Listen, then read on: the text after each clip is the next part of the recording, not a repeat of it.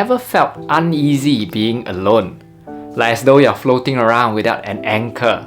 Maybe it's not being alone that you're fearful of, but rather meeting the parts of you that you've ignored for years. Now in this video, we will learn how to be more alone with ourselves and to feel comfortable being alone with ourselves in solitude. Now let's begin. Learning to be alone is not meant for everyone. It's only meant for those who are so sick and tired of all those noise and distraction and no longer want validation from external circumstances.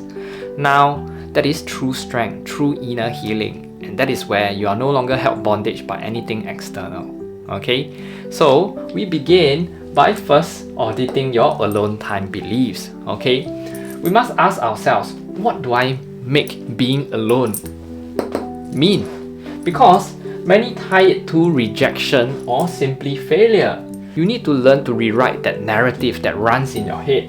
Being alone is actually a neutral experience. It has no experience or whatsoever. Now, until that thought simply assigns it with a negative connotation, then you start believing that it is simply because of rejection that you're alone. Does that make sense? Then also uncover the silence behind the noise.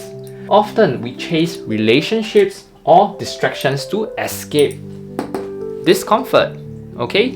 So, in solitude, you finally hear those inner wounds that are crying out for your attention.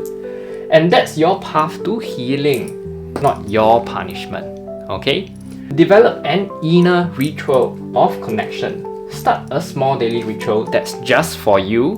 Now, this is not productivity driven, okay? Just for you, okay? It could be a 10-minute tea ceremony, it could be barefoot grounding, it could even be mirror work, okay? Talk to the mirror. Now, these connections, right, would actually condition you to actually feel good to have this self-connection, okay? Reclaim your emotional territory.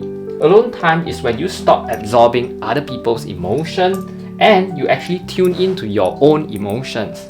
Now, you can practice differentiating what's mine and what did I actually inherit from. And then you let this be your emotional detox, okay?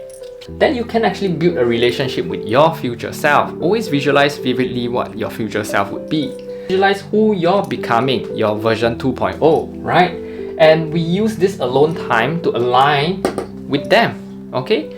You journal like as if you are already living that truth. Does that make sense? This turns solitude into a sacred preparation, not isolation. Okay? Explore identity without any form of validation. You need to ask, who am I without feedback, without any likes, replies, or even roles?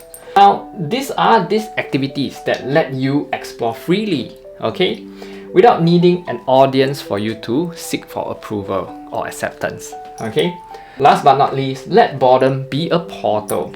We often escape boredom with a lot of noise and distraction, okay? But boredom, when allowed, reveals what is actively, truly matters to you, okay? Sit in it. Let your purpose surface through what you crave during these moments of boredom, okay? The key takeaway here is being alone isn't a void to fill, but rather it is a mirror to meet. And when you meet yourself fully, you stop needing the world to complete you, but rather you begin to live aligned, not attached. Make sense? With that, much love and light to you.